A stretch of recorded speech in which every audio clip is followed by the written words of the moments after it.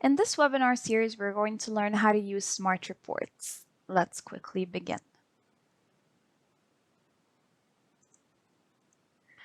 So in the agenda for today, we're going to learn about what is the smart report, how it works, the possible scenarios, the chart, and technicals, and the order types that we can use to achieve the scenarios given in the smart report. So the reports are basically based from some technical analysis based on proven strategies that have been tested over a long period of time to help you guys make informed trading decisions.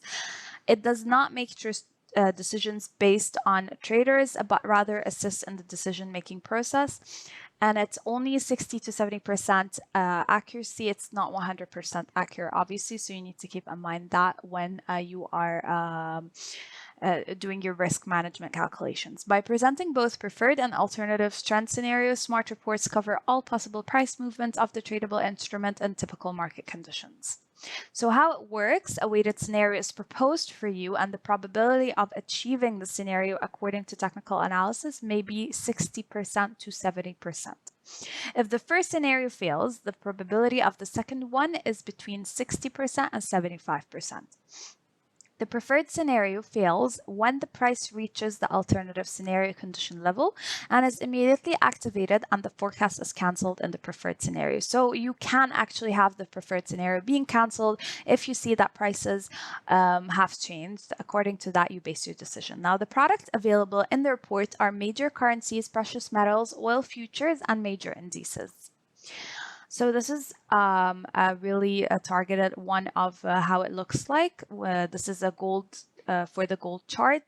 You'll find the product detail here with the date and the trend. The trend could be up or down, and the time frame, which is 60 minutes, and the current price. And it gives you two alternative scenarios. Scenario one is sell gold around 2005 with a target price of 1984. And the alternative scenario would be the opposite, which is buy gold around 2014 with a target price of 2035. Trading below the resistance and moving averages favor the fall. So a comment will always be given to how or why this preferred scenario is favored. This is how the smart report looks like in general. You're going to be given a set of products, including the major products that we trade: GBP USD, Euro USD, oil futures, and also spot oil as well.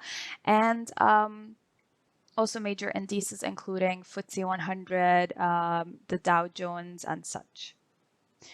So like I said, there's different kind of trends.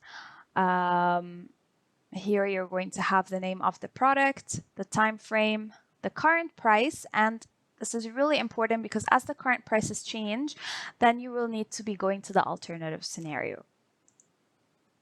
You will also be given this chart on the client portal, which will tell you guys exactly the indicators that have been used into preparing this kind of scenario. And one of them is the MACDs.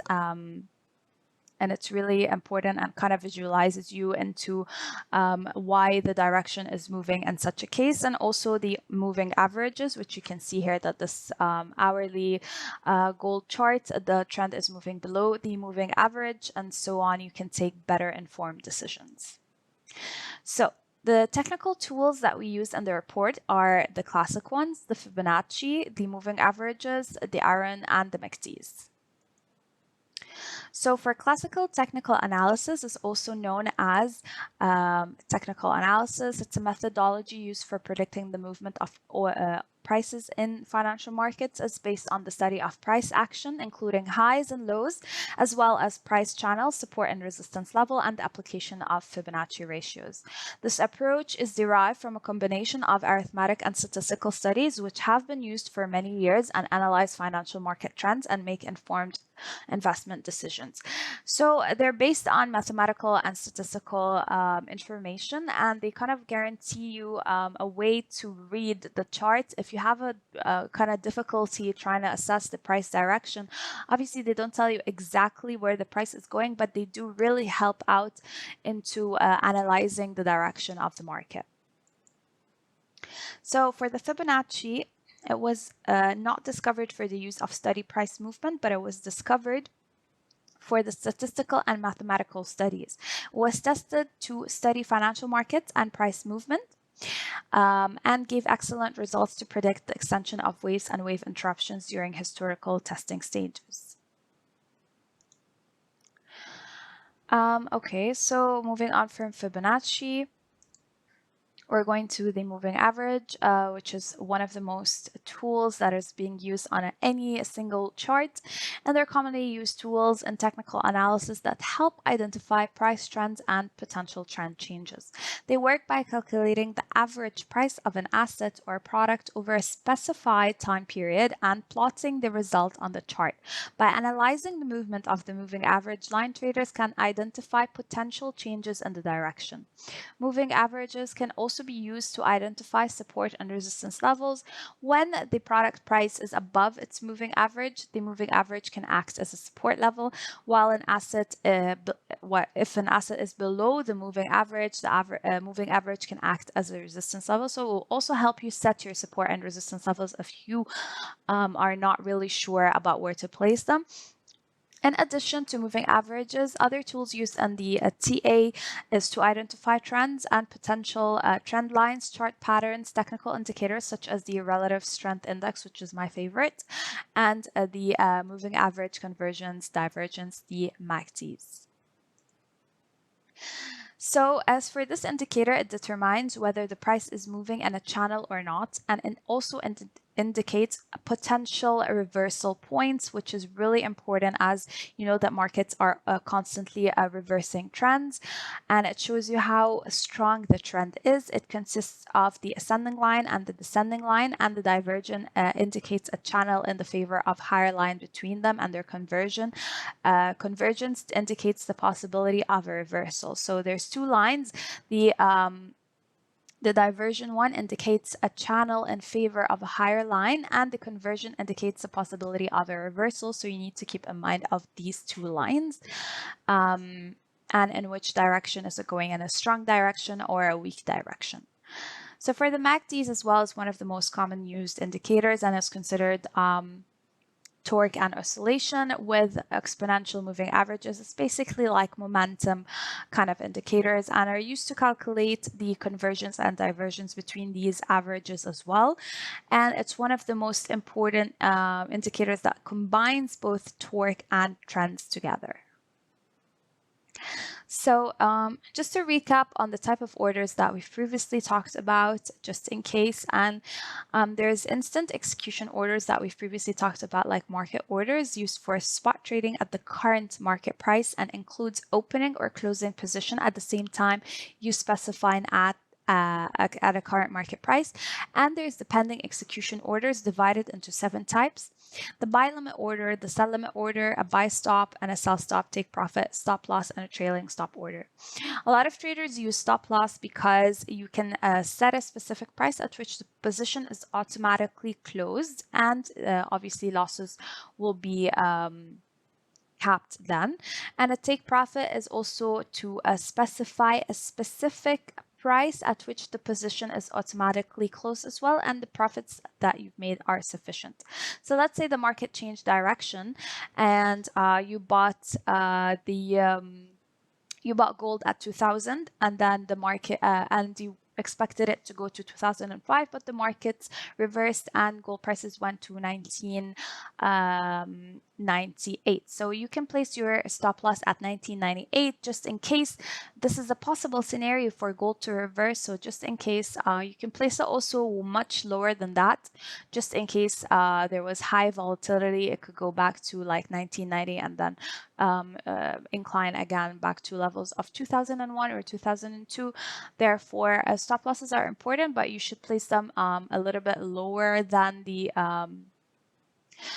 price that you initially bought from, so they can do a stop loss. But also keep in mind that markets are really volatile, so they can touch the stop loss, in which case they can close the position. Therefore, stop losses For me, in my opinion, I would place them a little bit lower than 1998, obviously. So a trailing stop order is an order used to move the stop loss by a certain amount whenever the market moves in the direction of the trade. This order is used to maintain profits if the market pulls back against the direction of the trade. Also, a trailing stop order is equivalently important, as well as a take profit order. So a buy limit order is used to execute a purchase at a price lower than the current market price. So let's say, for instance, you want to buy gold, but you are sure that gold is going to go back to 1998. You want to buy it 2000, but you're sure that it's going to go to 1998 and then incline or decline, whatever. If you are purchasing and you think that it's going to go up, then you can buy a buy limit order at 1998. So when the price touches 1998, your order is executed and you have bought at 1998 and wait for it to go to 2005, your target or so. So a sell limit order is the opposite. It's a sell order used to execute a sell instead of a purchase at a higher price than the current market price.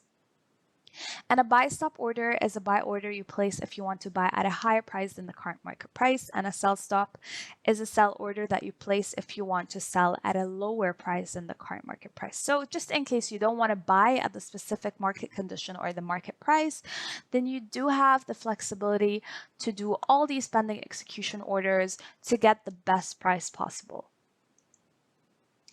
So in this risk management strategy, based on technical analysis and analytical tools, the trend and preferred levels of the entry and exit points are determined.